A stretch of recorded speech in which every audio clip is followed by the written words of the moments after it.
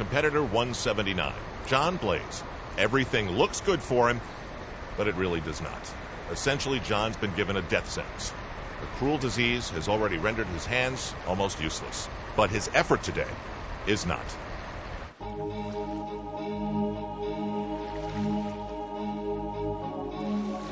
It doesn't interest me what you do for a living. I want to know what you ache for. It doesn't interest me how old you are. I want to know if you will risk looking like a fool for love, for your dreams, for the adventure of being alive.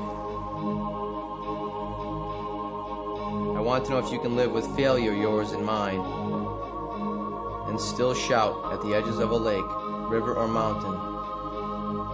Yes, I am a warrior poet. It doesn't interest me to know where you live or how much money you have. I want to know if you can get up after a night of grief and despair, weary and bruised to the bone, and do what needs to be done for someone you love. I want to know if you can be alone with yourself and truly like the company you keep in the empty moments of your life, and still remember me, your friend, Blazeman, the ALS warrior poet. We always expected that there might be a phone call that Jon has had an accident, he's broken a leg, or God forbid, maybe even something worse. But we were never expecting to get a phone call from our son to tell us that, you know, I think I've got ALS, Lou Gehrig's disease.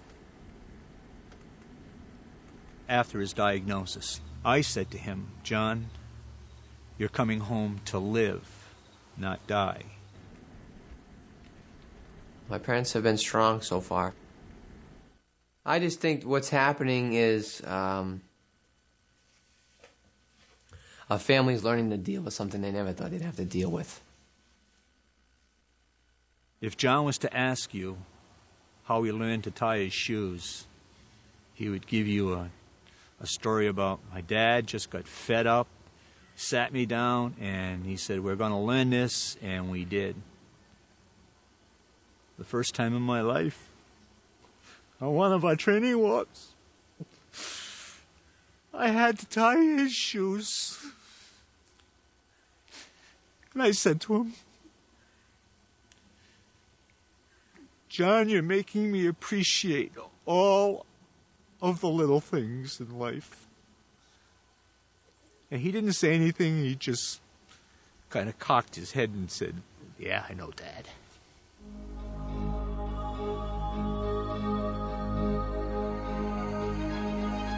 He started watching the Ironman in high school, and I think in the back of his mind, he always knew that one of these days he would do an Ironman, and it would probably be in Hawaii. Why is it an important race to me? It just is. It's always been and it always will be, and I think when I'm sitting in a wheelchair down the road, I'll know that I have fought the great fight. If I had a wish that could be granted to me, it would be that at 7 o'clock in the morning, Hawaiian time, Jon enters the water. The world would scream, Jonathan,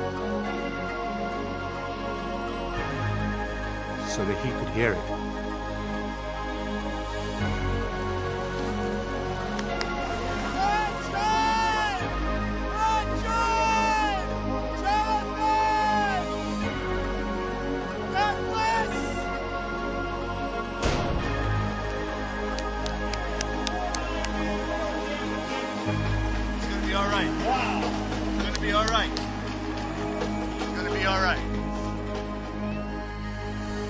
So far, Jon is all right, with plenty of company. Because of the ALS, his hands are unable to grab water bottles, and that forces him to use a tank and a long straw to hydrate. His story takes your mind in a million directions, but today, he has only one.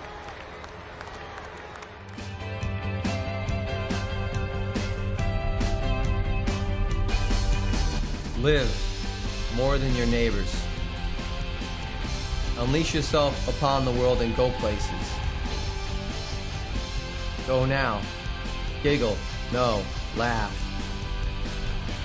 And bark at the moon like the wild dog that you are.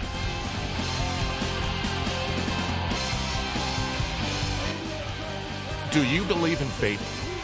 Well, today, Jon's fate is to make it to the line. Understand that this is not a dress rehearsal. This is it. Your life. Face your fears and live your dreams. Take it all in. Yes, every chance you get. Come close. And by all means, whatever you do, get it on film.